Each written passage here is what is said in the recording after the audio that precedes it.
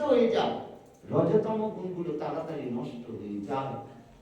এবং বলছেন আর কি করতে হবে, বলে হস্ত দিয়ে ভগবত বিষয় কর্ম করো, ভগবানের সেবা করো, গুরুর সেবা করো, ভক্তের সেবা করো, বৈষ্ণবের সেবা করো, সাধু সেবা করো, এইরকম ভাবে বলছেন সেই করা উচিত।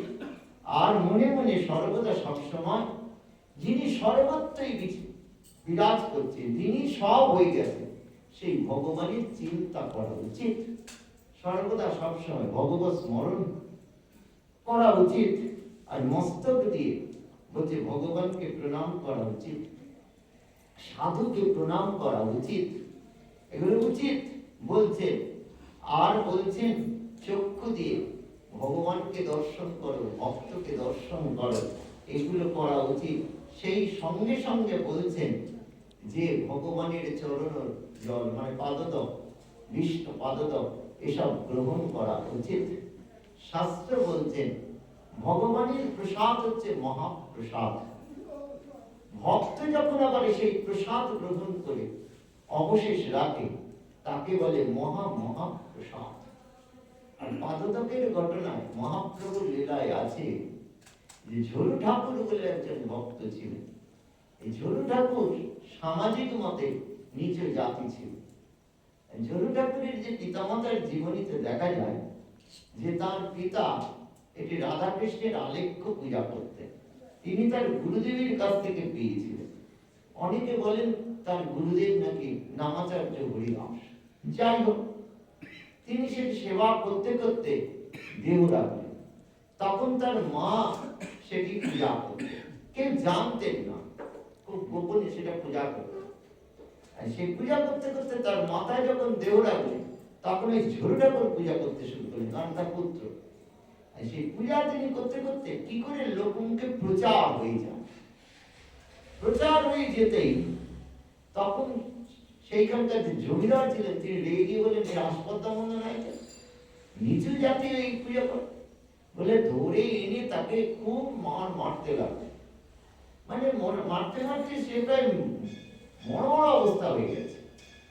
তখন বলছেন জমিদারের একজন পার্ষদ, প্রভু ছেড়ে দিন আর মারবেন না, ছেড়ে দিয়েছে। দিতে এখন তার পত্নী ছিল, তার নাম হরিমতি ছিল। এই পত্নী তো হাও করে কাঁদছেন, আর নিতাই গৌর রাধাকৃষ্ণকে বলছেন প্রভু তোমরা দয়া করো, কৃপা করো, আমার তো কিছু নেই, খুবই দরিদ্র, কি দিয়ে সেবা করো। এইরকম অনেক ভোর যখন নামাচার্য হরিদাসকে দেখা যাচ্ছে, তিনি এসে বলছেন আমি তোমাদের পিতাকে এটি দিয়েছিলাম, তাকে বলেছিলাম গোপনে সেবা করতে, তিনি করছিলেন, তোমার মাও করছিল, তুমি প্রকাশ করতে এই বিপদটা হয়েছে।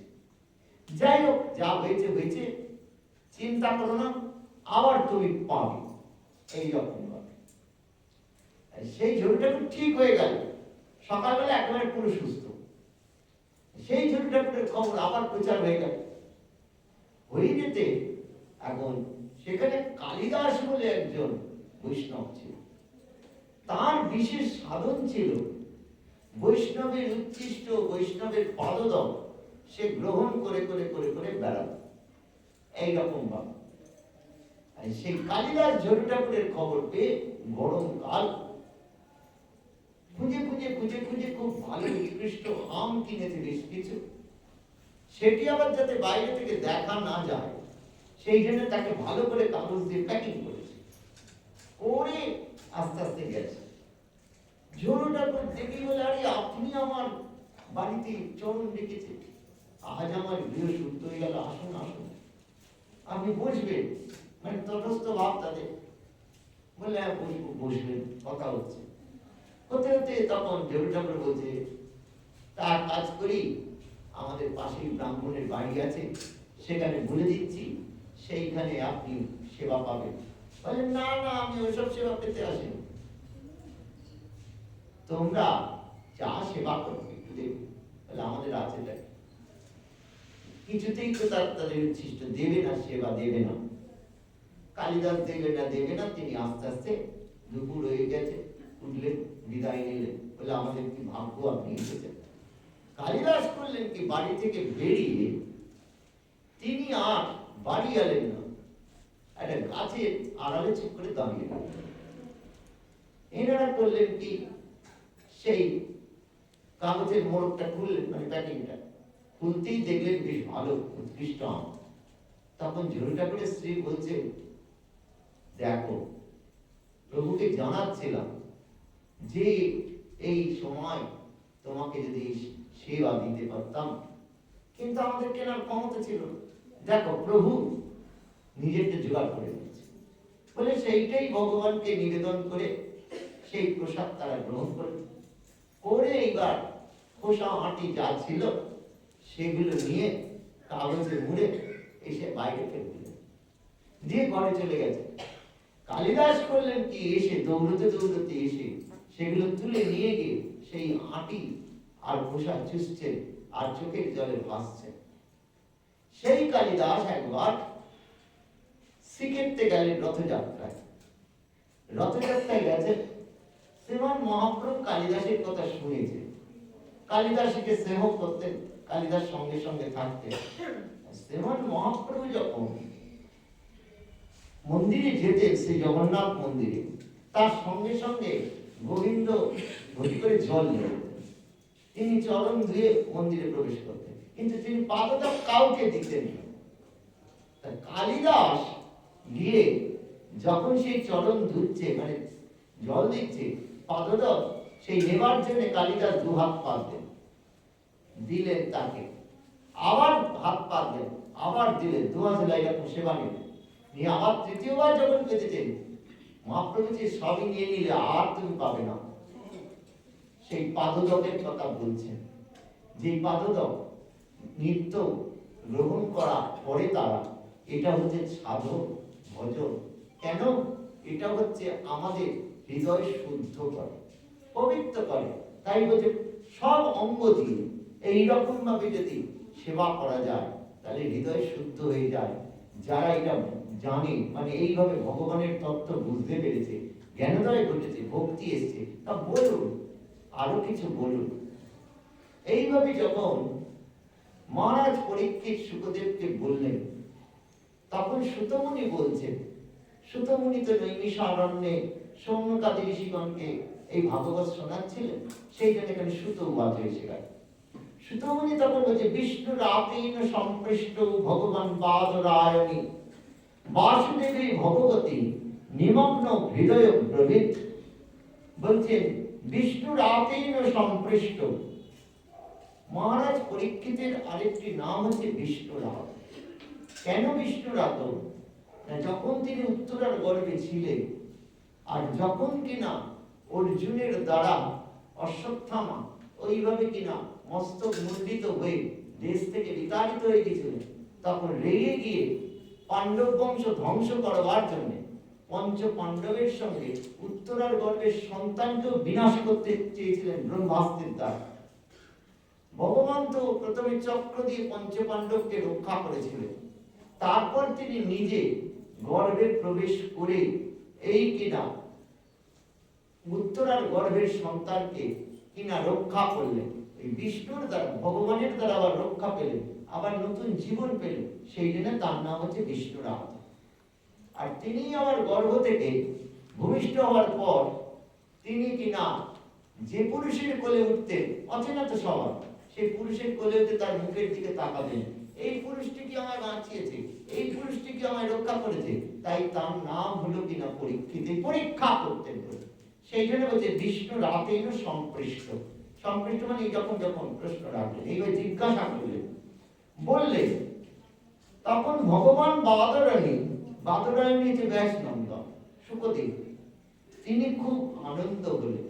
শুধু আনন্দিত হলেন না, সেই ভগবানের কথা বলবার জন্য বাসুদেবের নিমগ্ন হৃদয়, কথাটা ভালো করে বুঝবেন, ভগবানের কথা বলতে চাইছেন, শুনতে চাইছেন, তাই ভগবানের কথা বলবেন। সেই তিনি কি করলেন, ভগবানের চরণে শরণাগত হলেন, ভগবানকে চিন্তা করতে লাগলেন। সেই জন্য যে বাসুদেবের নিমগ্ন হৃদয় সমাহিত করলেন। কেন? ভগবানের কথা হচ্ছে অপ্রাকৃত, আর আমাদের জিহ্বা বলুন, মন বলুন, সবই হচ্ছে প্রাকৃত। সেই জন্য আমাদের ভগবানের চরণে শরণাগত হওয়া উচিত। তার কথা অত্যন্ত শুদ্ধ, অত্যন্ত পবিত্র, যে এই প্রাকৃত জিহ্বা থেকে তার কথা বলা যায়। কারণ সনাতন গোস্বামী বলছে, বিচিত্র লীলা রসসাগরস্য প্রভুর বিচিত্র স্ফুরিতৎ প্রসাদাৎ বিচিত্র সংকীর্তন মাধুরীশা নত সযত্নাতিথি সাধু সিদ্ধের। বলে এই যে আমরা ভগবানের কথা শ্রবণ কীর্তন স্মরণ করি, এ কি আমি করি? বলে আমাদের সব ইন্দ্রিয় তো বৈরঙ্গা মায়া দিয়ে তৈরি, আমরা কি করে করব? ভগবানের কথা ত্রিগুণাতীত, অত্যন্ত শুদ্ধ, অত্যন্ত পবিত্র। বলে না, ভগবান আমাদের একটা কৃপা করেছে, করুণা করেছে মানব দেহে, যে আমাদের যদি ইচ্ছা হয় তার কথা কীর্তন করব, শ্রবণ করব, স্মরণ করব, সঙ্গে সঙ্গে ভগবান আমাদের ভেতরে এসে উপস্থিত হন। ওই তিনি কীর্তন করেন, তিনি শ্রবণ করেন, তিনি কিনা আমাদের কি করে স্মরণ করেন। আর আমাদের যেন অভিমান হয় আমি করছি, বলে আমি করছি না, তিনি করছেন। সেই জন্য বলছে ভগবানকে স্মরণ করলে, প্রভু তুমি দয়া করো, কৃপা করো, দয়া দিয়েই হবে গো মৌর জীবন ধুতে, নইলে কি আর পারবো তোমার চরণ ছুতে। তুমি কৃপা না করলে কি তোমাকে দর্শন করা যায়? না তোমাকে কথা কীর্তন করা যায়, না তোমার কথা স্মরণ করা যায়।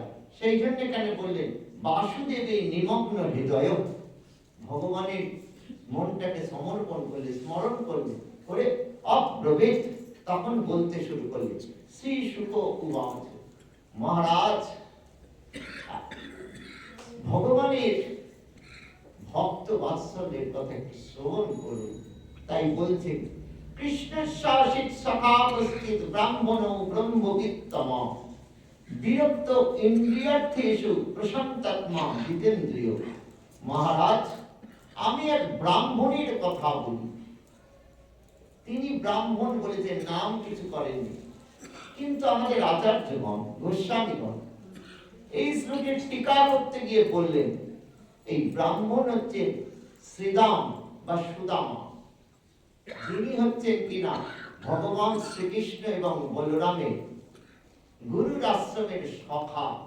গুরু বলতে সন্দীপনী মুনি আশ্রমে যখন তারা কিনা শিক্ষা গ্রহণ করতে গেছিলেন, তখনকার নিয়ম অনুযায়ী উপনয়ন হয়েছে, উপনয়নের পর তারা গুরু গৃহে গেছেন ব্রহ্মচর্য নিয়ে, তখন এই তার সঙ্গে মিলন হয়েছিল।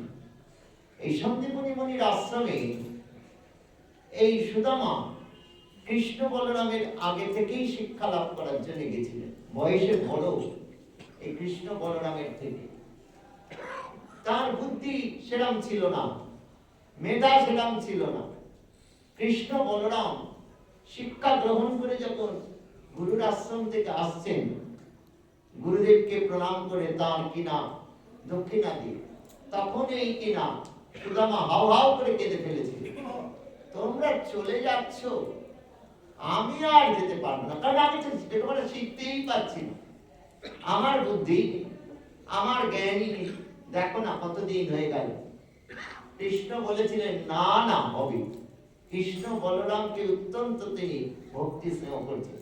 সেই সুদামা পরবর্তীকালে এই কৃষ্ণ বলরামকে ভগবান মনে করে তার চরণ আশ্রয় করে ভজনা করতেন। কিরকম ভাবে ভজনা করতেন শুনবো আমরা, যে তার অর্থের প্রতি কোনো চিন্তা নেই, কোন সেদিকে দৃষ্টি নেই বিষয়ের দিকে। সেই জন্য এখানে বলছে ইন্দ্রিয়ার্থেষু বিরক্ত, মানে চোখ দিয়ে, কান দিয়ে, নাক দিয়ে কোনটাতেই ভোগের আকাঙ্ক্ষা, যে দেখবো কি শুনবো কি খাবো কি স্পর্শ না, সেই জন্য বলে বিরক্ত, জিতেন্দ্রিয়, যার ফলে ইন্দ্রিয় জয় করতে পেরেছি, এবং প্রশান্ত আত্মা। আপনারা বলবেন দরিদ্র, কি অভাব, তাতে তার কোনো দুঃখ নেই, কোনো চিন্তা নেই, কোনো আক্ষেপ নেই যে ভগবান তাকে দেখে, তিনি নিত্য আনন্দে থাকতেন। তাই এখানে বলছেন ব্রহ্মবিত্তম, এই হচ্ছে ব্রহ্ম, সত্যিকারের জ্ঞানী। শাস্ত্র বারবার বলছে শুধু হরি হরি করলে হবে না, শুধু কৃষ্ণ কৃষ্ণ করলে হবে না, শুধু মানে শাস্ত্র জ্ঞান হলে হবে না, কি সকলটি হলে হবে না, এইরকম ভাবে ভগবানের জন্য ত্যাগ করতে হবে, ইন্দ্রিয়কে সংযত করতে হবে, যেটা গীতা থেকে আরম্ভ করে উপনিষদ থেকে আরম্ভ করে সর্বত্র বলছে ইন্দ্রিয় সংযত না করলে প্রকৃত জ্ঞানোদয় ঘটবে না, সত্যিকারের ভক্তির দরজা খুলবে না। সেই জন্য এখানে বলে প্রশান্তাত্মা, এই ইন্দ্রিয়কে জয় করতে বলছে। ইন্দ্রিয় কি করে?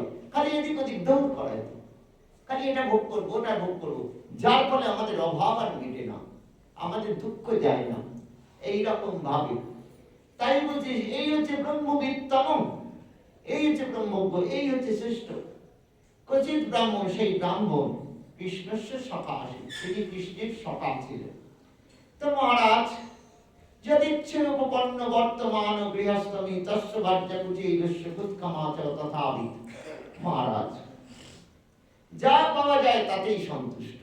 যা পাওয়া যায় বলতে যদিচ্ছা, তিনি তো কোনো রোজগারের কিছু নেই, ভিক্ষা অবলম্বন করে তিনি থাকতেন।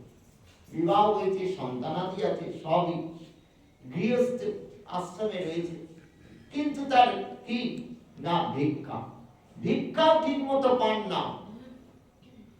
ছেঁড়া কাপড় জামা, তাই কুচৈরস্য তস্য, কুচৈরস্য মানে হচ্ছে ছেঁড়া জীর্ণ কাপড়, তাতে তার কোনো দুঃখ নেই। ভার্যা তথা পিতা, তার পত্নীও সেই রকম। সে বলে মাঝে মাঝে একটা কিছু করো, এইভাবে কি থাকা যায়, এর বেশি কিছু বলেন। এখানে বলছেন মহারাজ ভিক্ষার দ্রব্য নিয়ে আসতো, বেশিরভাগ দিনই তার পত্নী খেতে পেত না, জল খেয়ে থাকতো। সে কোন কিনা তার পত্নী পতিকে যে নালিশ করা বা কিছু রাগ বলে না, শুধু বলতো এইভাবে কি থাকা যায়, এইভাবে কি থাকা যায়। এইভাবে হতে হতে তাদের কিনা দারিদ্রতা চরমে গেছে, এরকম অবস্থা। চাতির চাল দিয়ে সূর্য দেখা যাচ্ছে, বৃষ্টির জল পড়ছে, কতদিন হলো কিনা তার ছেলেরাই ঠিক মতো খেতে পারছে না, এরকম জামা কাপড়। তাই একদিন থাকতে না পেরে ননু ব্রহ্মণ ভগবত সখা সাক্ষাৎ শ্রীয়পতি ব্রহ্মণশ্চ শরণস্য ভগবান সত্যতর স্বভাব, হাওয়া করে কাঁদতে কাঁদতে বলছে একটা কিছু করো বলে বলছে তুমি বলো শাশ্বতর সব ভগবত সখা, দ্বারকার অধিপতি ভগবান কৃষ্ণ তোমার নাকি সখা ছিল, তুমি তো তাকে ভজনা করো, শরণাগত হয়ে আছে, তুমি একবার যাও তার কাছে, গিয়ে আমার কথা আমাদের কথা বলো। স্বয়ং মা লক্ষ্মী দেবী যার চরণ সেবা করে, বলে মা লক্ষ্মী, রুক্মিণী দেবী, বলে রুক্মিণী আর লক্ষ্মী দেবী কি আলাদা? সেই জন্য বলছেন তাকে কি একবার বলো, আর পারা যায় না। এত উচ্চ কোটির এই সুদামা পত্নীর কথাগুলো শুনছেন, কিন্তু মনে মনে বলছেন ভগবানের কাছে যাব এইসব চাইতে না। পত্নীকে বলছেন না, মনে মনে বলছেন এই কি করে হয়। তার পত্নী বলে যাচ্ছেন তমৈপুই মহাভাব সাধুনাঞ্চ পরায়ণম দাস্যতি দ্রবিণং ভুরি শিরতে কুটুম্বিনে, বললেন শুনেছি তিনি সাধুগণের পরম আশ্রয়। বলে তাহলে কি তার পতিকে সাধু বলছেন? বলে অবশ্যই, যার কোনো আকাঙ্ক্ষা নেই, কামনা নেই, কোনো ইচ্ছাই নেই প্রাকৃত জগতে, সে সাধু নয় তো কি। গীতায় ভগবান বারবার বলছেন এইরকম ভাবে যে ইন্দ্রিয় সংযত করে ভগবানের চরণে শরণাগত হয়ে থাকতে হবে। আমার চরণে শরণাগত হয় নিষ্কাম ভাবে, সে নিত্য সন্ন্যাসী, দেহত্যাগ করার পর সে আমাকে লাভ করে। সেই জন্য এখানে বলছেন যে এইরকম ভাবে আপনি কষ্ট পাচ্ছেন, ভুরি দ্রবিণং দাস্যতি, দ্রবিণং মানে হচ্ছে ধন সম্পদ দেবে, প্রচুর দেবে। আপনি একবার গিয়ে বলুন, আপনি সর্বদা সবসময় পাদ কমলং স্মরন্ত, সর্বদা স্মরণ করেন, শরণাগত হয়ে গেছেন, গিয়ে বলুন না। কিন্তু মনে মনে বলছেন, বলছে পত্নী ঠিক কথা, কিন্তু আমি গিয়ে কিনা তার কাছে টাকা পয়সা চাইব না না। তারপরেই মনে মনে বলছেন, সবে এব ভার্যয়া বিপ্র বহুষ পার্থিত মুহু অয়ঙ্গী পরম লাভ উত্তম শ্লোক দর্শনম। মুহু মানে বারবার পত্নীর এই কথা শুনতে শুনতে বলে, না যাই না, ভগবানের দর্শন তো হবে, সেই জন্য উত্তম শ্লোক দর্শনম, ভগবানকে বলা, কারণ তিনি সবকিছুর ঊর্ধ্বে, তাকে দর্শন তবে অয়ঙ্গী পরম লাভ, এটা আমার পরম লাভ। কেন পরম লাভ? সাক্ষাৎ স্বয়ং ভগবানকে দর্শন করবে, তাই বলছি অয়ং আমার পরম লাভ। ভগবানকে দর্শন হওয়া মানে সমস্ত অমঙ্গল দূরীভূত হয়ে যাওয়া, যত কিছু আছে যাই বলছি এটা চাও ওটা চাও, আমি তো গিয়ে দর্শন তো পাবো, খুব আনন্দ। তাই বললেন ঠিক আছে আমি যাব। ইতি সঞ্চিন্ত মনসা, মানে মনে মনে চিন্তা করতে করতে গমনায়ন মতি তবে, মানে মনে মনে ঠিক করলেন আমি যাব, মতি মনটাকে স্থির করলেন, বুদ্ধি হ্যাঁ যাব। কিন্তু এই কল্যাণী, আমি যে যাব শুধু হাতে যাব, কিছু উপহার নিয়ে যাব না, কিছু নিয়ে তো যেতে হবে। এরকম ভাবে যাবো বন্ধুর কাছে এতদিন পরে, তুমি বলছো যা, কিন্তু কি নিয়ে যাবে? ঘরে তো কিছু নেই। পত্নী যেই শুনলেন যে তার প্রতি যাবেন কৃষ্ণের কাছে, তার আনন্দ হলো, সঙ্গে সঙ্গে তিনি ঘর থেকে দৌড়তে দৌড়তে বেরিয়ে গেলেন, গিয়ে ভিক্ষা করতে লাগলেন। সেই ভিক্ষায় কি পেলেন? চিড়ের খুদ, 4 মুঠো চিড়ের খুদ, তাই বলে চতুর মুষ্টি 4 মুঠো চিড়ের খুদ পেলেন। সেই একটা মলিন বস্ত্র, মলিন মানে হচ্ছে ভালো পরিষ্কার বা ছেঁড়া, মানে যে গোটা কাপড় ছেঁড়া ছেঁড়া মতো এরকম একটা মলিন বস্ত্র দিয়ে বেঁধে বললেন নাও এইটা তুমি নিয়ে যাও। তখন বলছেন কৃষ্ণ দর্শন মঞ্চ, মানে কৃষ্ণ দর্শন হবে এই আনন্দে। বলছেন হ্যাঁ গো যাবো, যে একটা ভালো কাপড় দাও। কিন্তু কাপড় দিতে গিয়ে দেখলো কোথায় কাপড়, সেরকম তো কাপড় নেই, তবু তার মধ্যে যেটা ভালো সেটা পড়লে। পত্নী বলছেন বলবে আমাদের কি কি প্রয়োজন, এসব কথাগুলো বলবে, জানাবে। সুদামার কানে সে কথাগুলোই প্রবেশই করছে, মনে কোনো তার কিনা প্রভাব করছে না, অর্থাৎ সোজা কথা এক কান দিয়ে শুনছেই এক কান দিয়ে বেরিয়ে যাচ্ছে। মনে মনে খালি ভাবছেন প্রভুকে দর্শন করতে যাচ্ছি, দর্শন পাবো তো, প্রভু দর্শন দেবেন তো।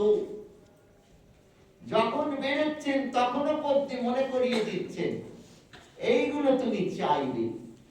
তিনি হা কৃষ্ণ বলতে বলতে সেই কিনা চিড়ের খুঁত পুডলিটা বগলে চেপে নিয়ে তিনি বেরিয়ে পড়লেন। এইভাবে হাঁটতে হাঁটতে হাঁটতে হাঁটতে যাচ্ছে। প্রভু কিন্তু জানতে পারছেন তার ভক্ত আসছেন, রাস্তায় যেতে গিয়ে কোথাও খেতে পাচ্ছেন, কোথাও পাচ্ছেন না, কষ্ট। এইভাবে হাঁটতে হাঁটতে হাঁটতে হাঁটতে তিনি দ্বারকায় এসে উপস্থিত হলেন। আচার্যগণ বলছেন তিনি আর এলেন না, ভগবান তাকে নিয়ে এলেন। কারণ শাস্ত্র বলেন মনে যদি আমাদের খুব ইচ্ছা জাগে, লালসা, যে ভগবানকে দর্শন করব, ভগবানের কাছে যাব, ভগবান নিজেই তাকে টেনে নিয়ে আসবে। আমরা খালি পাটা তুলি আর নামাই। সেই জন্য বলছে পত্নীর কথাটা ভুলে গেছে, গিরির কথাটা সব ভুলে গেছে, ভুলে গিয়ে হা কৃষ্ণ করতে করতে চলবে। এইরকম ভাবে যে কি খেতে পাবো, কোথায় থাকবো, কোনো চিন্তা নেই, ভগবানকে দর্শন করে। সেই ভগবানের যে সমস্ত রূপের কথা, গুণের কথা, লীলা কথা, সেগুলো স্মরণ করতে করতে করতে করতে তিনি এসে উপস্থিত হয়ে গেলেন। এইভাবে উপস্থিত হয়ে তিনি আস্তে আস্তে দ্বারকায় তার মন্দিরে এসে উপস্থিত। ভগবান যেখানে থাকে তাকে তার বাড়ি বলা যায় না, মন্দির বলি আমরা। এসে উপস্থিত হলে ব্রাহ্মণ রক্ষিত ছেড়ে দিলেন, তার প্রবেশ করে গেলেন, বলে বলছেন তং বিলোকার্চিত দূরাত্রিয়া পর্যন্তমস্থিত সহসত্থায় চাভ্যন্ত দুর্ভেন পর্যগ্রহী মুদা প্রিয়া পর্যন্তম আস্থিত অচ্যুত। অচ্যুত শ্রীকৃষ্ণকে বলছেন কেন? তিনি যেটা বলেন সেইটা করেন, সে থেকে কখনো চ্যুত হন না, সেই জন্য তার নাম অচ্যুত। কৃষ্ণ তোমার গোলাম যদি বলি একবার, ভবসিন্ধু হতে কৃষ্ণ তারই করে পাপ। কায় মনোবাক্যে একবার যদি বলতে পারি প্রভু আমি তোমার, আর আমার এসব ভোগ করবো না, তুমি আমাকে রক্ষা করো, কৃপা করো, দয়া করো, করুণা করো, ভগবান সঙ্গে সঙ্গে আমাদের যা কিছু মলিনতা আছে, অর্থাৎ তার কাছে যাবার পথে যা বাধা আছে সব দূরীভূত করে দেবে, দিয়ে তিনি হাত ধরে টেনে নিয়ে চলে আসেন। সেই জন্য বলছেন অচ্যুত, তিনি চ্যুত হন না। তার রামচন্দ্র লীলায় যখন বিভীষণ রাবণের কাছে অপমানিত হয়ে শ্রীরামচন্দ্রের চরণে আশ্রয় চাইবে, প্রথমে তো কিনা লক্ষণজি বললেন যে না, বধ করে দেওয়াই ভালো, কিন্তু হনুমানজি বললেন না প্রভু, যেভাবে এসে বলছেন উনি যে আপনার চরণ চাই, আমার মনে হয় না তার মন আর বাক্য আলাদা। তখন ওই রামচন্দ্র বলেছেন সকিতেব প্রপন্নায় তমস্মিতি চ জাততে অভয়ং সর্বভূতেভ্যো দদাম্যে তদ ব্রতম মম। আমি ব্রত নিলাম, সংকল্প করলাম, প্রতিজ্ঞা করলাম বলতে পারে, একবার যে বলতে পারে সকিত, সেখানে ওই দন্তেশ্বর কয়েক খণ্ডের সকিত, একবার যে বলবে যে কৃষ্ণ তোমার গোলাম যদি বলে একবার, ভবসিন্ধু হতে কৃষ্ণ তারই করে পাপ, সে যে দেবই পাপ না, আমি তাকে উদ্ধার করে দেব। সেই জন্য বলছেন যে অচ্যুত, তিনি যেটা বলেন সেটা করেন। তাই বলছে সেই অচ্যুত কি না, তিনি তখন রুক্মিণীর গৃহের জানলা দিয়ে দেখতে পেলেন যে তার পরম ভক্ত সুদামা এবং তার সখাও বটে তিনি আসছেন।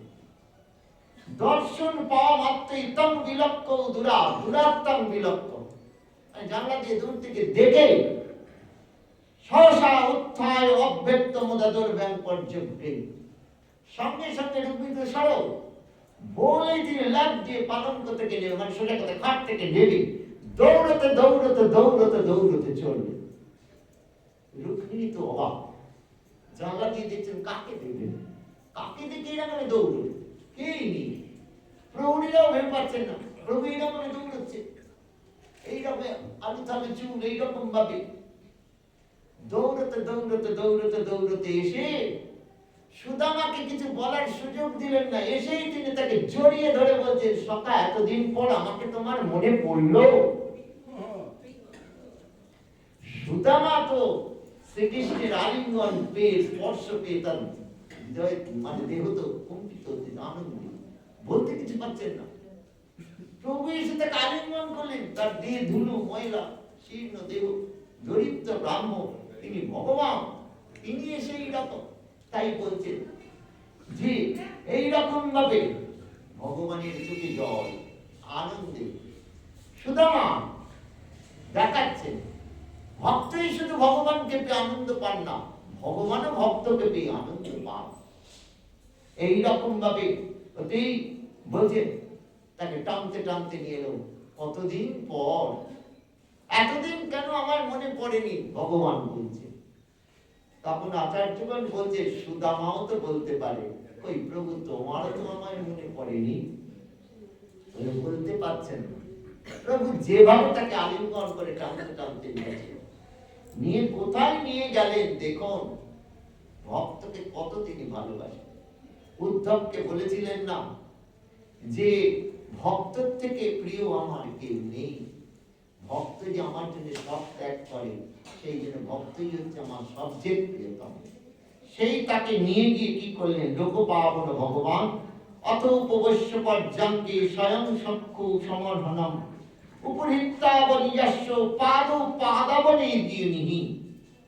তাহলে মহারাজ সেই ভগবান কি করলেন, নিয়ে গিয়ে টানতে টানতে নিয়ে গিয়ে নিজের শয্যাগৃহে নিয়ে গিয়ে তাকে একেবারে কিনা পালঙ্কে বসিয়ে দিল শয্যা। রুক্মিণী তো অবাক, কত বড় ভক্ত, কি পরিচয় না যে একেবারে আমাদের হাটে বসিয়ে দিল, পালঙ্কে বসিয়ে দিল। কারণ আমাদের খুব আপনজন না হলে তো আমরা শয্যাগৃহে নিয়ে যাই না। এইরকম শীর্ণ দেহ, এইরকম ব্রাহ্মণ।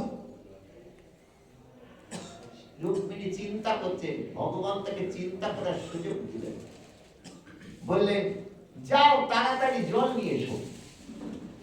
বলে শ্রীকৃষ্ণ রুক্মিণী দুজনে মিলে তার চরণ ধুইয়ে দিচ্ছে, আমাদেরকে শিক্ষা দিচ্ছেন, শেখাবার জন্য। ইনি ভগবান, কিন্তু প্রাকৃত জগতের লীলায় তিনি হচ্ছেন এখন ক্ষত্রিয়, তার অভিমান। আর এই কিনা সুদামা হচ্ছেন ব্রাহ্মণ, তাই চরণ ধুইয়ে দিচ্ছে। যুধিষ্ঠিরের রাষ্ট্রযজ্ঞে শ্রীকৃষ্ণ সব ব্যবস্থা করলেন, এক একজনকে এক একটা কিনা ভার দিলেন কাজে। নিজে কি কাজ নিলেন, মানে দরজায় এসে দাঁড়ালেন, ঋষি মুনি ব্রাহ্মণ আসবে তাদের চরণ ধুইয়ে দেবেন, জগৎকে শেখাবার জন্য। আরে কি নাম ব্রাহ্মণ? ওই যে বললেন ব্রহ্মবিদ, ইনি হচ্ছে জ্ঞানী শ্রেষ্ঠ। তার শাস্ত্র বলছেন যে ভগবানের চরণ পাওয়ার জন্য যে এইভাবে নিষ্কাম ভাবে নিত্য স্মরণ করে, ভগবানকে পাওয়ার জন্য এইভাবে যে আরাধনা করে, এই হচ্ছে শ্রেষ্ঠ জ্ঞান। কারণ মানব দেহ পেয়ে ভগবানকে পাওয়ার চেষ্টা করাই তো উচিত। তাই এখানে বলছেন তার চরণ ধুইয়ে দিলেন। সুদামা কথা বলতে পারছেন না, প্রভু এরকম করছেন, তিনি তটস্থ হচ্ছেন মনে মনে, কিন্তু বলতে পারছেন না। কেননা প্রভু আমাকে এইভাবে গ্রহণ করলেন, আনন্দ হচ্ছে মনে, এইভাবে গ্রহণ করলেন বলে পাটা শুধু ধোয়ালেন না, সেই পাদদাব গ্রহণ করলেন। রুক্মিণীকে বলছে গ্রহণ করো, বাড়িতে ছিটিয়ে দাও। ইতিমধ্যে অন্যান্য মহিষীরা খবর পেয়ে চলে এসেছে, বলছেন আমরাও একটু দিই। বলে হ্যাঁ দাও, তোমাদের মঙ্গল হবে। এইভাবে হবার পর নিজে হাতে চন্দন সেবা দিলেন, মালা সেবা দিলেন, তাকে আরতি করলেন, পূজা করলেন। এইরকম ভাবে সব করার পর তারপর রুক্মিণীকে বলছেন এ হচ্ছে আমার কিনা সখা বন্ধু, একে সেবা করা আমাদের কর্তব্য, বুঝতে পেরেছ?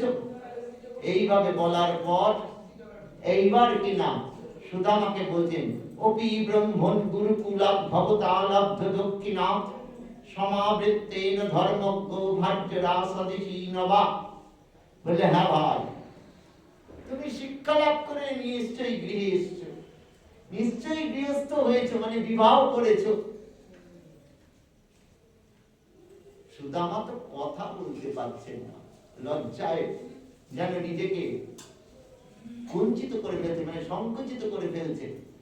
তখন কৃষ্ণ বলছে বুঝেছি বুঝেছি, তুমি যখন কোনো কথা বলছো না, তাহলে বুঝতে পেরেছি তুমি বিবাহ করেছো, কিন্তু প্রায় গৃহসিতি চিত্তম কাম বিহিতং যথা নৈবাতি প্রিয়সে বিদ্যং ধনেষু বিদিতং হিমি। তোমার গুরুগৃহ থেকে শিক্ষা লাভ করাটা সার্থক কেন? বলছেন যে দেখো তুমি গৃহে ফিরে গেছো, সংসার করেছো, ঠিক কথা, কিন্তু তুমি কি প্রায়তে চিত্তম, মনটা কিন্তু অকাম বিহিতম, কামনায় কিন্তু আক্রান্ত হয়নি। অর্থাৎ তোমার সংসারে মন নেই, করতে হয় করেছো বোধহয় পিতার কথা শুনে, মাতার কথা রাখবার জন্য, তাই বোধহয় বিবাহ করেছো। তাই বলছে তথাই গৃহেষু ধনেষু নয়ব অতি প্রিয়সে মে বিদিতম। আমি জানি তোমার এসব ভালো লাগে না, এতে তোমার কোনো আসক্তি নেই, কেচিৎ কুর্বন্তি কর্মাণি কামৈরত চেতসা তজ্জন্ত প্রকৃতির দৈবী যথাতহং লোক সংগ্রহম। তা তুমি কেন করলে? তাই বলছে অহং যথা লোক সংগ্রহ। আমি এই যে কর্মগুলো করে যাচ্ছি এগুলো জগৎকে শেখাবার জন্য, লোকসংগ্রহ জগৎকে শেখাবার জন্য। আমার তো কোনো কিছু ইচ্ছা নেই, যেটা চাই ওটা চাই, মানে ফলের আশা তো কিছু নেই, করতে করছি। তুমিও সেই রকম, তোমার বিষয়ে কোনো আকৃষ্ট নেই, তোমার ইন্দ্রিয় সুখের কোনো ইচ্ছা নেই, তা সত্ত্বেও লোককে শেখাবার জন্য তাই তুমি এই রকম কার্য করেছো। বুঝতে পেরেছি। তা ভাই, তোমার মনে পড়ে সেই সব দিনগুলোর কথা?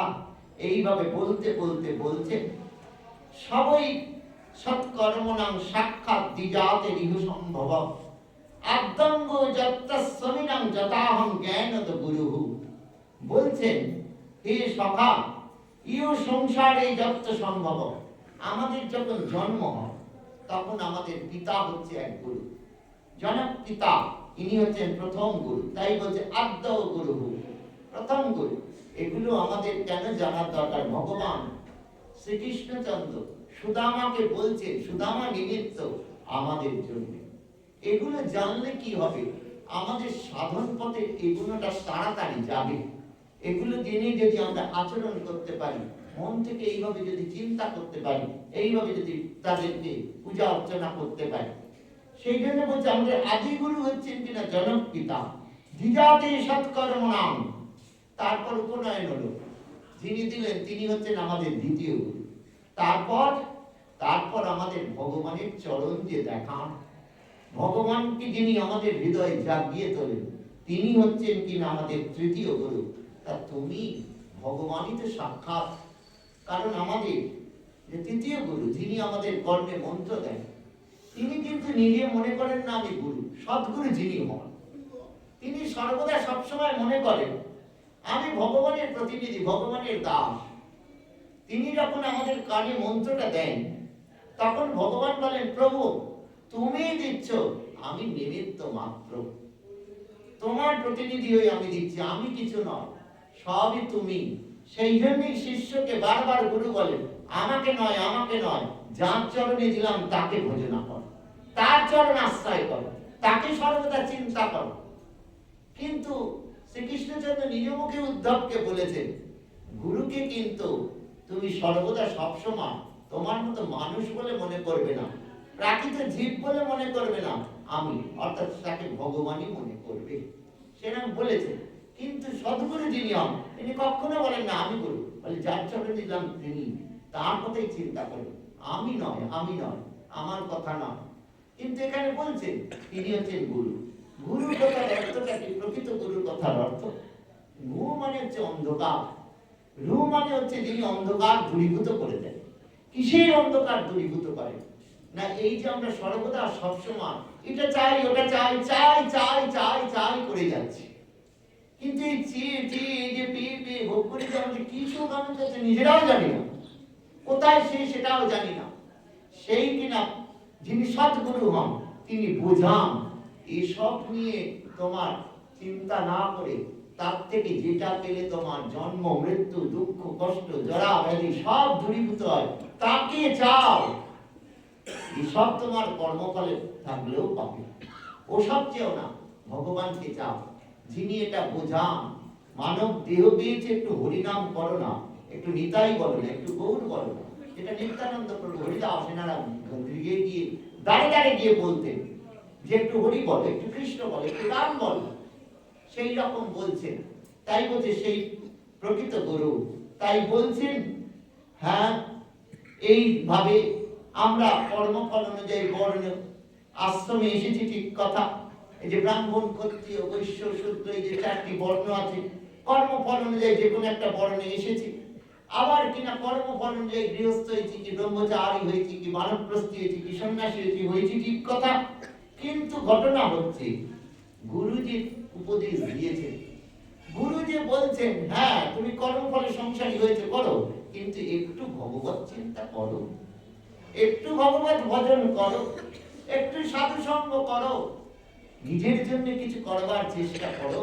কারণ আমরা ভাবি এর জন্য করছি, ওর জন্য করছি, খুব ভালো কাজ করছি, বলে এগুলো না ইহকাল না পরকাল, সব রেখে চলে যেতে হবে, বরঞ্চ আসা যাওয়ার রাস্তাটা খুলে যাচ্ছে, নিজের জন্য কিছু করো। সেই জন্য বলছেন সেই গুরু বলতে গিয়ে বললেন যে শোনো, সবকিছু ঠিক আছে, কিন্তু আমি সবচেয়ে সন্তুষ্ট হই কিসে জানো? সাধু সেবার দ্বারা, ভক্ত সেবার দ্বারা, বৈষ্ণব সেবার দ্বারা আমি সবচেয়ে সন্তুষ্ট হই। এইভাবে বলতে বলতে বললেন গুরু গৃহে কি করেছে। এইভাবে বলতে বলতে বলছেন যে দেখো, আমাকে যে কিনা এইরকম ভাবে আত্মজ্ঞান মানে আমাকে প্রিয় আত্মা এসব মনে করে সাধন ভজন করে, সেই হচ্ছে শ্রেষ্ঠ। বলতে গিয়ে বললেন শোনো, আমি কিন্তু কারোর কাছে কিছু চাই না, প্রত্যুপকারের কিছু আশা করি না। এইরকম ভাবে সব বলে যাচ্ছেন। বলতে বলতে বলছেন, হ্যাঁ গো, আমাকে তোমার সেই গুরুগৃহের কথা মনে আছে। সুদামা তো তাকে এখন ভগবান বলে মনে করে, সেসব কথা কি আর তার মনে প্রকাশ পায়? কিন্তু সুদামা মনে মনে ভাবছেন এসব কথা উনি তুলছে, উনি তো ভগবান। এরকম বলতে বলতে বলছে, হ্যাঁ গো, তুমি তো অনেকটা পথ এসছো, তুমি শোনো, স্নান টান করে বিশ্রাম নাও, তোমার সাথে অনেকক্ষণ কথা হলো। তার কিনা ভৃত্যদের ডাকলে, দেখলে এই নিয়ে যাও, এনাকে আমার মতো করে স্নান করা, এখানে নেই, অন্যত্র আছে। এইরকম ভাবে পাঠিয়ে দিয়ে এখানে যেমন আছে যে তিনি আগেই কিনা চিনের খুদটা দেখতে পেয়ে বলছেন, হ্যাঁ গো, তুমি আমার জন্য কিছু উপহার নিয়ে আসে। অন্যত্র আছে যে তিনি যখন স্নান করে এবার আসবেন, এই স্নান করার মাকেই তিনি কিনা ডাকলেন কাকে? বিশ্বকর্মাকে। বিশ্বকর্মাকে ডেকে বলছেন, তুমি যাও সুদামার বাড়ি, তার পত্নীর কাছে যাও, পত্নী যেভাবে তার সব চায় বিষয় ঠিক সেইভাবে গৃহটিও সব তৈরি করে দিও। শুধু তাই নয়, সেখানে দেখাচ্ছেন, বলছেন যে এই যে পত্নীর কি সত্যি লোভ আছে, পত্নী এই যে সুদামাকে বলে দিল যে এইটা চাইবে, ওইটা চাইবে, সেইটা চাইবে। দেখো, ভগবান বলছেন না যে তিনি ভক্তই শুধু আপনজন নয়, ভক্ত যাকে আপনজন বলে মনে করে সেও আপনজন, যেহেতু তার পত্নী। বলছেন না, লোভ নয়, আসল কথা স্বামীর ভালো করে সেবা করতে পারছে না, সন্তানকে ঠিক মতো ভরণ পোষণ করতে পারছে না, তার লোভ নয় যে রোজ ভালো করে খেতে দিতে পারে না, পড়তে দিতে পারে না, এটা তার মনে বড় কষ্ট হয় যে এরকম ভাবে আমার সন্তান, এদের যে আমার পালন করা উচিত, স্বামীকে আমার যে সেবা করা উচিত, সেই জন্যও চাইছি। ভালো করে বুঝবে, প্রথমে আমাদের মনে করলাম যে সুদামাকে এইরকম ভাবে বললো লালসা, কিন্তু ভগবান বলছেন না, এটা লালসা নয়, ওর এগুলো প্রয়োজন। সেই জন্যই বলে ভগবান আমাদের হৃদয়ে আছেন, ভগবান সব দেখতে পান। তাই তিনি বললেন বিশ্বকর্মাকেও, যা চাই তাই দিস। বিশ্বকর্মা তো এলেন সুদামার পত্নীর নিকট। আসতেই সুদামার পত্নীর খুব আনন্দ হলো। প্রথমত তিনি নিশ্চিন্ত হলেন, যাক, তিনি তাহলে ভগবানের চরণে পৌঁছেছেন, যাক, রাস্তায় কোনো বিঘ্ন ঘটেনি। দ্বিতীয়ত তার আনন্দ হলো, তাহলে উনি তাহলে প্রভুকে বলেছেন, তাই পাঠিয়েছে। এইবার যখন বিশ্বকর্মা বললেন যে প্রভু বলেছেন, বলুন আপনার কিভাবে বাড়ি করব, কি চাই, কিরকম হবে। আর প্রভু বলে দিয়েছেন, শোনো, আমার থেকেও সুন্দর করবে। আর এখানে এই সুদামার সঙ্গে কথা বলতে বলতে, আর যখন এই চিনের খুঁতটা পাবে শুনবো আমরা, মনে মনে বলবেন, দেবতাদের আমি যা দিইনি আমি সুদামাকে তাই দেব, দেবতাদের দুর্লভ বস্তু দেব, মনে মনে বলবেন। ওদিকে বিশ্বকর্মা যেতে তখন আনন্দ হয়েছে তার পদ্মী বলে, দেখুন আমার করে দেবার আগে এই কিনা গ্রামের এই মানুষগুলো আপনি বাড়িঘরগুলো সব ঠিকঠাক করে ভালো করে করে দিন। বলতেই তখন বিশ্বকর্মা বলছেন যে না, এগুলো আমি করতে পারবো না। কেন? প্রভু তো আমাকে এদের করতে বলেনি, শুধু আপনার করতে বলেছে। তখন সুদামার পত্নী বলছে, তাহলে আর আমার করতে হবে না, আপনি আসুন। হাত জোর করে বিনয়ের সঙ্গে বললেন। বিশ্বকর্মা তো প্রভুর কাছে ফিরে এলেন। প্রভু বলে, কি গো, হয়ে গেছে? বলে, না প্রভু, হয়নি। বলে, কেন, কি হলো? তখন পুরো ঘটনাটা বললেন। শুনেই তখন ভগবান বললেন, তুমি চলে গেলে। শোনো, ও যা বলছে তাই করে আসবে, আমার অনুমতি নেবার কোনো প্রয়োজন নেই। দেখাচ্ছে ভক্ত যে ভগবানকে যা বলবে তাই শুনবে। সেই জন্যই বারবার বলবে, আমাদের শাস্ত্র বলছে ভগবানের চরণ যদি পেতে চাও, ভক্তি যদি পেতে চাও, তাহলে ভক্তের চরণ ধরো। ভক্ত কৃপানুগামিনী ভগবত কৃপা, মানে ভক্ত যা বলবেন ভগবান তাই শুনবে। সেই বিশ্বকর্মা ফিরে গেল, সব করে দিলেন তাকে। বিশ্বকর্মা নিজের মতো করে পুরো গ্রামটাকে সাজিয়ে দিলেন তাকে, দাস দাসী থেকে সব দিয়ে দিলেন, দিয়ে ফিরে এলেন। এসে বলেন, প্রভু দেখো। প্রভু তখন বলছে, পছন্দ হয়েছে? বলে, আপনি দেখুন। বলে, আমি যেটা জিজ্ঞেস করছি বলো, পছন্দ হয়েছে ওদের? বলে, হ্যাঁ প্রভু। প্রভু দেখলেন, বললেন, ঠিক আছে। এদিকে সুদামা স্নান করে এসেছে, এসে বসেছেন। সুদামা তো কথা বলতে পারছেন না, মনে মনে খালি ভাবছেন, প্রভু আমাকে এইভাবে গ্রহণ করলে আমি কোথায়, উনি কোথায়? আমার কি সাধন আছে, কি ভজন আছে? আমি তো দরিদ্র, আমি তো কিছু দিতে পারি না। বা জিহ্বা, যেটা তিনি ভিক্ষা পান সেইটাই তিনি ভগবানের চরণে নিবেদন করে দেন। সেই জন্য এখানে ভগবান বলছেন, কিমুপায়নমিতং ব্রহ্মণ্যে ভবতা গৃহাৎ অন্নপুপরিহিতং ভক্তৈ প্রেমনা ভুর্জৈব মে ভবৎ ভুর্জপ্য ভক্ত প্রহিতং নমে তোষায় কল্পতে পত্রং পুষ্পং ফলং তোয়ং যুগে ভক্তা প্রযচ্ছতি তদহং ভক্ত পরিহিতমস্নামি প্রজতাত্মনা। প্রথমে বলছেন, দেখো কি উপায়নিতম, উপায়নম আনিতম, তুমি আমার জন্য কিছু উপহার আনোনি, গিফট আনোনি কিছু? তখন সুদামা বগলটাকে চাপছে, বলে, হ্যাঁ গো, যতক্ষণ এসছো দেখছি বগলে তোমার একটা কি রয়েছে সেটা চাপছো। তুমি গেলে স্নান করে, তখনও তো এটাকে নিয়ে গেলে, এটা ছেড়ে তুমি যাচ্ছ না। কি অমূল্য বস্তু আছে এতে যে তুমি এটা ছাড়ছো না? সে তত আরো চাপছে, তাতে চিরের খুদ কি দেবো? ইনি কিনা সম্রাট, রাজা, তার এইরকম দেখতে, আর সমস্ত মহিষীগণ দেখছে। বন্ধু তো তাই বলছে, দেখি তোমার কি আছে, পল্লীতে কি আছে, আমাকে দেখাতেই হবে।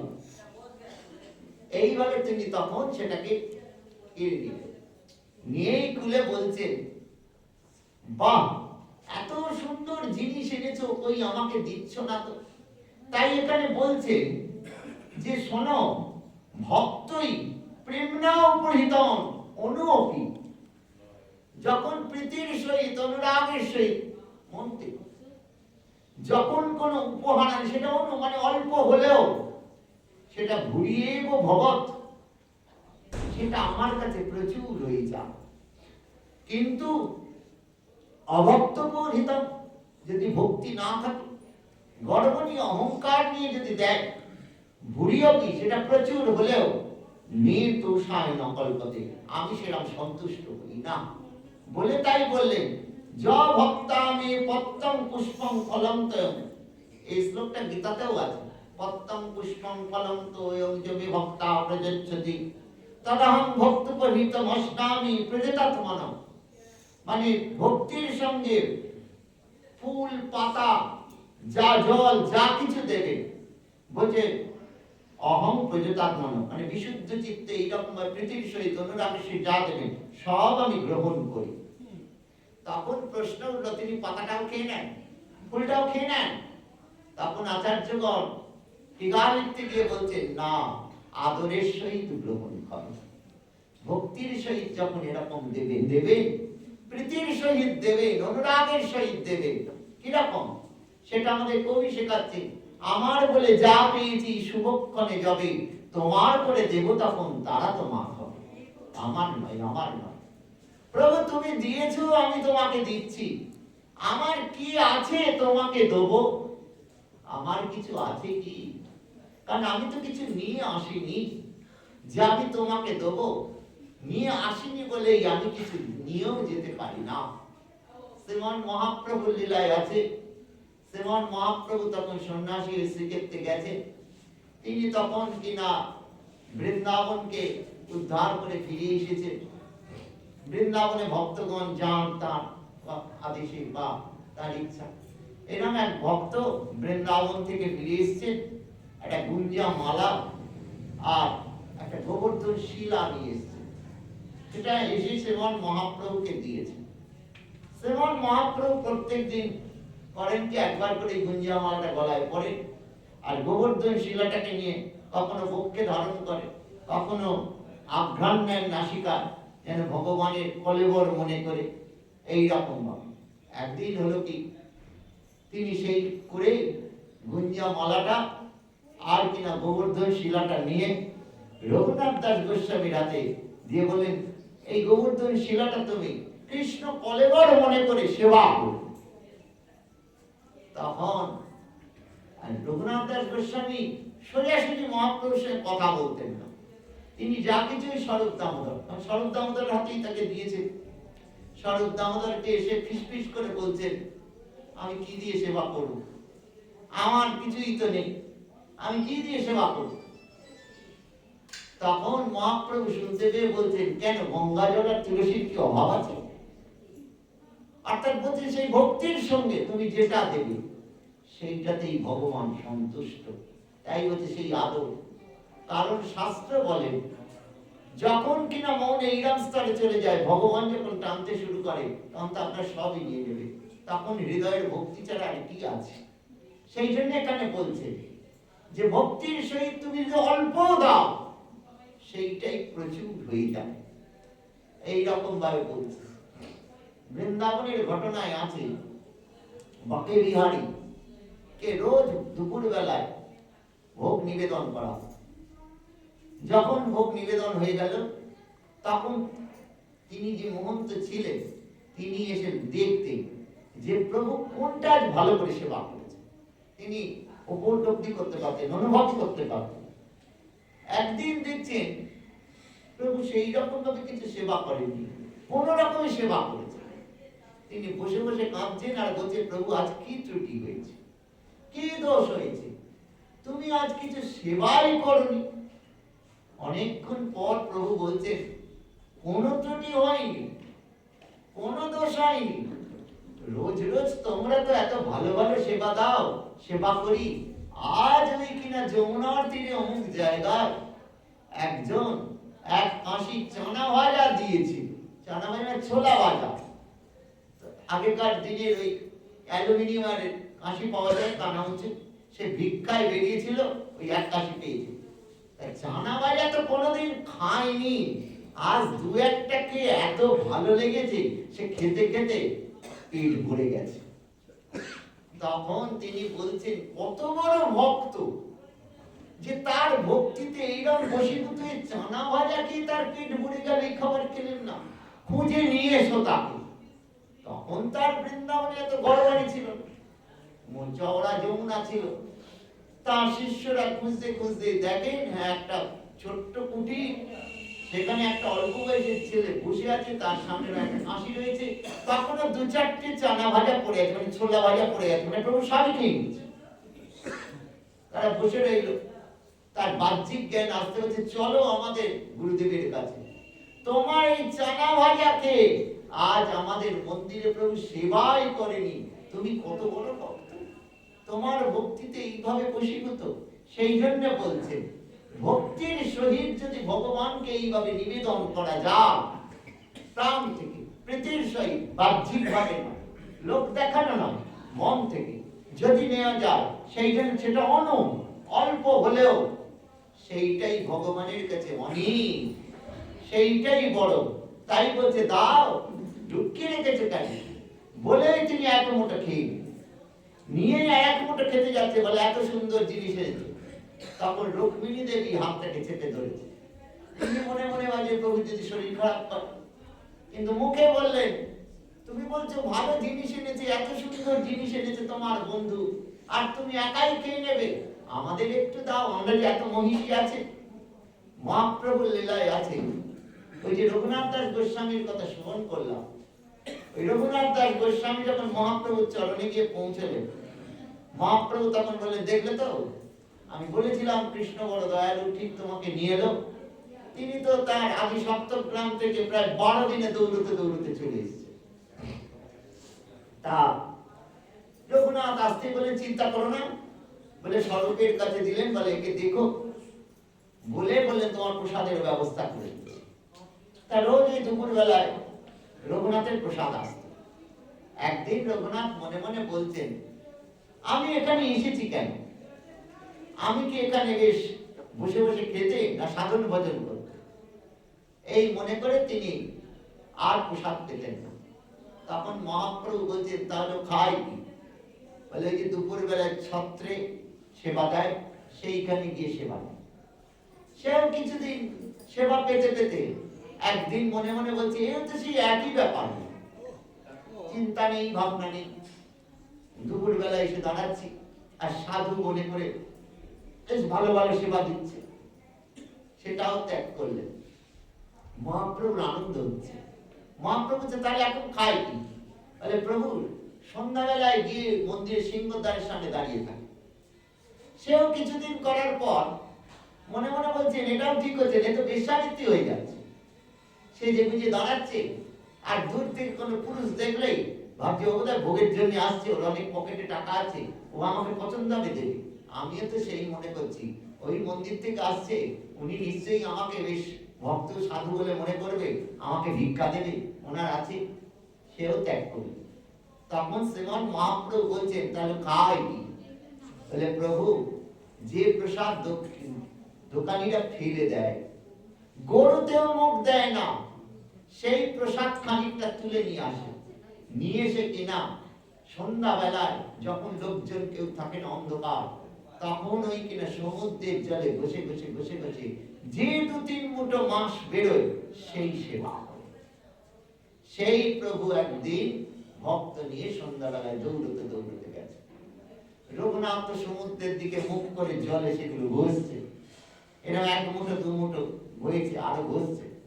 মহাপ্রভু দৌড়তে দৌড়তে গিয়ে পেছন থেকে রঘুনাথের পিঠে চাপড় দিয়ে বলছে, রঘুনাথ তুমি এত ভালো জিনিস খাও, কই আমাকে তো কোনোদিন দাওনি, বলেই 1 মুঠো খেয়ে নিয়ে 1 মুঠো যেই খেতে যাচ্ছে, তখন সার্বভৌম এনারা ছিলেন, তারা তাড়াতাড়ি হাতটাকে চেপে ধরেছে।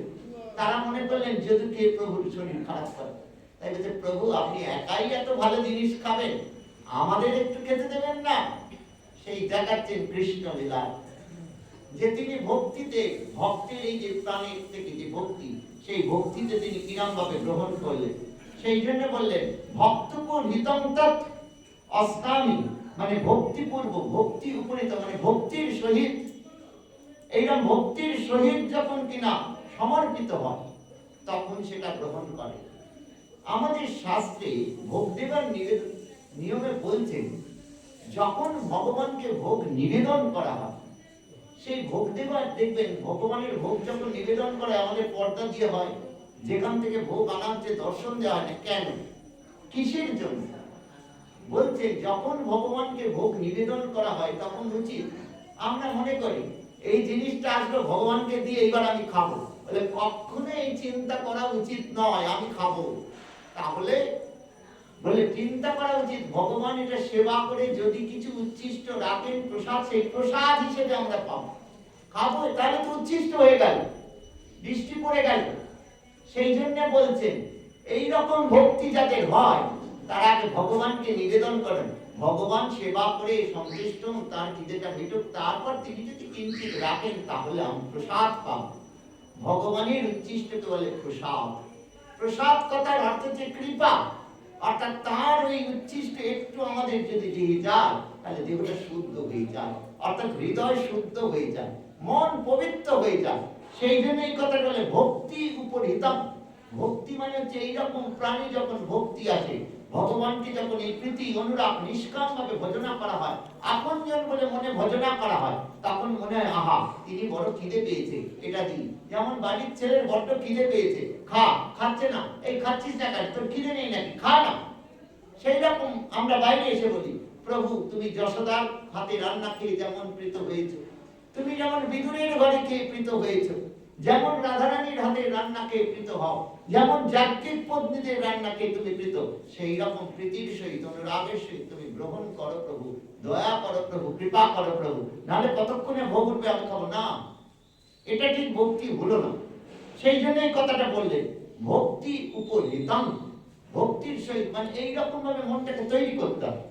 সেই জন্য বলছে ভগবানকে প্রীতি করো, ভালোবাসো, আপনজন বলে মনে করো। সেই জন্য মহাপ্রভু বারবার বারবার এই কথাটা বলছি, প্রীতি করো, অনুরাগ করো, ভালোবাসো। তাই এখানে বলছি সেই যখন দেয়া হয় তখন আসলে আমি এইরকম ভাবে সব গ্রহণ করে নিই। বুঝতে পেরেছো? এইভাবে বলতে গিয়ে বলছেন, মনে মনে বলছেন আমি তোর অন্তর্যামী, আমি তোর হৃদয় দেখতে পাচ্ছি। এই ব্রাহ্মণ মানে এই সুদামা কোনদিন আমার কাছ থেকে কিছু চাইনি, কোনো ঐশ্বর্য নয়, কিচ্ছু না, নিষ্কাম ভাবে ভজনা করেছে। আর ওর পত্নীও সেই রকম, ওর পত্নী যে বলেছে ওর পতিকে মানে আমার সখাকে যেটা চেয়েও এটা ওর জন্য নয়, ভোগ করার জন্য নয়, ও চেয়েছে ওই যে আমার সখাকে যে ভালো করে সেবা করতে পারছে না, ওর সন্তানকে যে সেবা করতে পারছে না, পত্নী হয়ে যে সংসারকে যেভাবে সেবা করা উচিত সেইভাবে করতে চাইছে, সেই জন্য সে চেয়েছে, তার কিনা বিলাসিতার জন্য নয়। সেই জন্য আমাদের আচার্যগণ বলছেন তাই তিনি সুদামাকে না জানিয়ে তিনি কিনা এইরকম বিশ্বকর্মাকে প্রেরণ করে সব তৈরি করে দিলেন।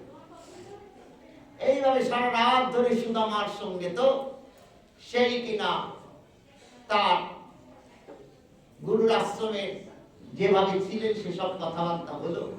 হতে হতে সকাল হতে সুদামা বলছেন প্রভু এইবার আমাকে আপনি অনুমতি করুন, ফিরে যাই। তখন প্রভু বলছে ফিরে যাবে, আচ্ছা চলো। বলে আস্তে আস্তে আস্তে আস্তে কিনা বাড়ি থেকে বেরিয়ে মানে তার মন্দির থেকে বেরিয়ে রাস্তা অব্দি এসে দিলেন, বিদায় দিচ্ছেন যখন হাত দুটো ধরে বলছেন সখা আবার আসবে তো। চিন্তা কর, ভগবান ভক্তকে এত ভালোবাসে, বলে আবার আসবে তো। সুদামার চোখে জল, প্রভু আমাকে এইভাবে গ্রহণ করলেন, মানে চিন্তাই করেনি, কারণ আমি এত দরিদ্র, আমি এত দিন এইরকম, আমার আছে কি? কারণ যখন অনেক উচ্চস্তরে উঠে যায় তখন সাধক বারবার মনে করে আমার আছে কি যে আমি প্রভুকে পাবো, আরো যদি সাধন ভজন করতে পারতাম, ভাবে এখনো আমার ভেতর মলিনতা আছে। সেই জন্য আবার আসবে তো, কথা বলতে পারছে সুদামা, সত্যি কথাই বলতে পারেনি। এইভাবে চোখে জল, বিদায় নিয়ে আসছেন, তখনও মনে পড়েনি তার গৃহের কথা, পত্নীর কথা, এতক্ষণ খুব আনন্দে ছিলেন। প্রভু যেই কিনা তাকে বিদায় দিয়ে বলে সাবধানে যেও, বলে এইভাবে যখন তাকে বিদায় দিয়ে দিলেন, দিয়ে প্রভু নিজের গৃহে ফিরে এলেন, একটু দূরে যেতেই তখন বিশ্বকর্মা তখন কিনা সুদামার মনে পড়ে গেল পত্নী যে আমাকে বলেছিল এটা চাই ওটা চাই, আমি তো কিছু চাইলাম না, কি হবে, আমি কি বলবো, এই মনে করে পেছন দিকে তাকাচ্ছে, কই প্রভু তো আমাকে কিছু দিলেন না। মনে মনে একটু অভিমান হচ্ছে, তিনি তো অন্তর্যামী, তিনি তো সব জানেন, তিনি তো দিতে পারতেন, চাইলাম না তো কি হয়েছে? পত্নীকে মুখ দেখাবো কি করে? তিনি যে আমাকে বলেছিলেন। এইভাবে চিন্তা করতে করতে কখন গ্রামে চলে এসেছে, জানেনই না। মানে একবার কিনা কৃষ্ণের এই যে দেখলেন এতদিন পর যে রূপ, সেই 11 বছর 8 মাস বয়সের তিনি রূপ দেখেছিলেন, সেই তখন উপনয়ন হয়ে তিনি গেছিলেন, আর এখন দেখছেন। সেই বলছেন, সেই চিন্তা করতে করতে কখন গ্রামে চলে এসেছে। গ্রামে চলে এসে গ্রামে তিনি আর বুঝতে পারছেন না যে কোথায় এলাম, কারণ আর সেই ঘর বাড়ি কিছু দেখতে পাচ্ছেন না। গ্রাম তো বলতে গেলে নহর হয়ে গেছে, আর তার বাড়ি তো বিশাল অট্টালিকা, সে বিশাল বাগান, সরোবর, কি সুন্দর সুন্দর সব মানুষজন ঘুরে বেড়াচ্ছে। সুদামার পত্নী তার দাস দাসীদের বলে রেখেছিলেন, দেখো প্রভু তো চিনতে পারবে না, এই রকম দেখতে, তোমরা লক্ষ্য রেখো, তুমি এলে তাকে নিয়ে আসো। সেই সুদামা এইসব দেখে বলছেন, আমি কোথায় এলাম? প্রভু আমাকে বহিরঙ্গা মায়ের কোথায় নিয়ে এলো? আমি কি স্বর্গে চলে এলাম নাকি? এসব চিন্তা করছি বলে, এরা কারা? কয়েকজন দাস দাস তো চিনতে পেরেছে, দাস দাস, তারা দৌড়তে দৌড়তে এসে বলছে, চলুন চলুন। বলে, আমার হাত ধরছো কেন? কোথায় নিয়ে যাচ্ছ তোমরা? আমি যাবো না। কার বাড়ি এটা? বলে, প্রভু এটা আপনার গৃহ, আপনার বাড়ি। বলে, না না, আমার বাড়ি হতে যাবে কেন? মনে মনে বলছে, প্রভু তো বলেনি যে আমি তোমার বাড়ি করে দিয়েছি, আর আমি তো চাইনি, তাহলে এটা আমার কি করে হবে? বলে, হ্যাঁ এটা আপনার বাড়ি। বলে, না না, আমায় কোথায় ধরে নিয়ে যাচ্ছি? হে প্রভু, তুমি আমাকে কোথায় নিয়ে যাচ্ছ? এই কার বাড়িতে নিয়ে যাচ্ছি? কি করছি? কোথায়? এই আমি কোথায় এলাম? কোন মায়ায় পড়লাম রে বাবা? এদিকে তার পত্নীর কাছে খবর গেছে, যেরকম প্রভু এসছে, কিন্তু তিনি কিছুতেই আসতে চাইছেন। তার পত্নী দৌড়তে দৌড়তে ছাদে উঠে গেছে, গিয়ে দেখছেন, হ্যাঁ এই তো আমার পতি। তখন তিনি দৌড়তে দৌড়তেই নেমে এসেছে, এসে প্রণাম করে বলছেন, প্রভু চলো, তোমার এই তুমি কে? তুমি আমার সঙ্গে এরকম কথা বলছো কেন? বলে, প্রভু আমি আপনার পত্নী। বলে, না না, তুমি পত্নী নাও, কারণ এখন তুমি সুন্দর জামা কাপড় পরে তার তো পরিবর্তন হয়ে গেছে। তা ছেলেরা এসে বলছে, বাবা তুমি চলো। এই তোরা কি বাবা বলছিস? তাদের তার চিনতে পারছে সে চেহারা। বললে, ভালো করে দেখো আমাদের। বলে, আমি পরস্ত্রীর দিকে তাকাই। বলে, আমি পরস্ত্রী নয় প্রভু, আমার দিকে তাকান। বাবা আমাদের মা হয়, তুমি ভালো করে দেখো। কিছুতেই দেখবে না। আর ওদিকে বসে বসে ভগবান হাসছে, দ্বারকায় বসে বসে। রুক্মিণী বলল, হয়েছেটা কি? তুমি হাসছো কেন? বলে, দেখো না কি হলো। রুক্মিণী বলছে, তোমার লীলা বোঝা বড় কঠিন, তাহলে বলে দিতেই তো পারতে। ভগবান আরো হাসছে, বলছে, আমার কাছে এতদিন ধরে রয়েছে, তুমি বুঝতে পারো না যে এই অনেকক্ষণ হওয়ার পর তখন বলতে, তখন সুদামা ভালো করে তাকিয়ে দেখে, বলে, হ্যাঁ এ তো আমার পত্নী। বলে, সব কি করে হলো? বলে, প্রভু আপনি গিয়ে বলেছেন আপনার বন্ধুকে, দেখুন বন্ধু সব করে দিয়েছে, চলুন। সেই তখন সুদামা আস্তে আস্তে যাচ্ছেন, দর্শন করছেন, মানে গৃহেতে দেখতে দেখতে যাচ্ছেন। যেতে যেতে যেতে যেতে যখন শয্যাগৃহে গেলেন, এইবার যখন তার পত্নী বলছে, বসুন, অনেকটা পথ এসছেন, বসুন। যেই বিছানায় বসে এত নরম, বসতেই ডুবে গেছে। তখন হাত জোর করে সুদামা বলছে, প্রভু অন্যায় হয়ে গেছে, অপরাধ হয়ে গেছে। বলে, কেন? যে অভিমান করেছিল, একটু রাগও হয়েছিল, তুমি আমাকে দিলে না, আমি বললাম না তো কি? প্রভু তুমি এইভাবে করে দিয়েছো, মানে রাতারাতি সব, এ তোমার পক্ষে সম্ভব প্রভু। বলে বলছেন, শ্রীকৃষ্ণ বলছে, দেখো রুক্মিণী, তাকিয়ে দেখো। কেন দেখাচ্ছেন? রুক্মিণীকে দেখাচ্ছেন, দেখো মন যখন সত্যি শুদ্ধ হয়ে যায়, মন যখন সত্যি পবিত্র হয়ে যায় হৃদয়, তখন দেখো পেয়েও কিন্তু সে ভোগ করে না। তখন বলছে, প্রভু দিয়েছেন ঠিক কথা, দিয়েছেন ঠিক আছে, কিন্তু প্রভু আমি যেন এতে আকৃষ্ট না হয়ে পড়ি, আমি যেন এতে মোহিত না হয়ে পড়ি, তোমাকে যেন ভুলে না যাই প্রভু। আর তুমি আমার এই সন্তান পত্নীদের দেখো, দেখো। কেন বললেন? এরাও যেন এতে ডুবে গিয়ে বিপথে না চলে যায়। এইভাবে রয়েছে বেশ কিছু কিছুদিন যাওয়ার পর একদিন সুদামার পত্নী সুদামাকে বলছেন, আগেই ভালো ছিলাম। সুদামা শুয়ে আছেন রাত্রির বেলা, বলে কেন কথা বলছি কেন? বলে দেখো, এইসব দেখাশোনা করতে করতে আমার প্রভু কৃষ্ণকেই তো ভুলে গেছি। আজ আর বললেন না তোমার বন্ধু, তোমার কৃষ্ণ ভগবান বললেন না, বললেন আমার কৃষ্ণকেই তো ভুলে গেছি। চলে যে যাব, মানে সব ছেড়ে যে চলে যাব, তার উপায় নেই। সুদামা বলছে কেন উপায় নেই কেন? বলে যেদিকেই যাই রানীমা রানীমা করে তো পেছন পেছন দাসী দৌড়ছে। যেখানেই যাই, কোথায় যাচ্ছে, কি করছে, একা যাওয়ার জন্য ভালো লাগছে। সুদামা তখন মনে মনে কৃষ্ণকে বলছেন, প্রভু এটাই তো আমি চেয়েছিলাম। মানে মন শুদ্ধ হয়ে যাচ্ছে, দেখাচ্ছেন যে অনেকে বলেন না যে আপনি ভজন করছেন, সাধন করছেন, আপনার পরিবারের লোকে শেখান, কিন্তু শাস্ত্রে দেখা যাচ্ছে এই সুদামার নয়, এই শ্রীমদ ভাগবতের ৩য় স্কন্ধে কর্দম ঋষির ক্ষেত্রেও দেখা গেছে তার পত্নী দেবহূতি যতদিন না নিজেরা চেয়েছে ততদিন তার শেখাতে চাননি। কারণ এই যে গীতায় ভগবান বললেন না, অর্জুনকে উপদেশ দেওয়া শেষ হয়ে গেল যখন, বললেন অর্জুন তোমাকে উপদেশ দিলাম বলে তুমি এক্ষুনি দৌড়তে দৌড়তে গিয়ে লোক ডেকে ডেকে বলতে দিও না। যে বিশ্বাস করে, যে শুনতে চায়, যার ভক্তি এসছে তাকে বলবে। কারণ যতক্ষণ না সেই রকম মন হবে, আমি বললেও সে শুনবে না, হয়তো সে অপরাধ করে ফেলতে পারে, আপনারও অপরাধ হয়ে যাবে। সেই জন্য দেখুন কর্দম ঋষিও দেবহূতিকে বলেনি, এদিকে দেখুন সুদামাও বলেনি যে তুমি চাই ভগবত ভজন করো, তাহলে বলেননি। সেই জন্য বলছেন আজকে যখন এইরকম বললে তার পত্নী, তখন বলছেন যে প্রভু এইটাই তো আমি চেয়েছিলাম। এইভাবে হলো কি, অমাবস্যায় অন্ধকার রাত্রি, সেই রাত্রির বেলায় সুদামা শুয়ে আছে, তার পত্নী এসে হাতটা ধরে তাড়াতাড়ি ওঠো ওঠো ওঠো চলো। বলে কোথায় চলো? বলে চলো না। বলে এখন কেউ নেই, অন্ধকার, কেউ দেখতে পাবে না, পালাও। বলে দৌড়তে দৌড়তে আবার সেই পর্ণকুটির করে থাকতে লাগলেন।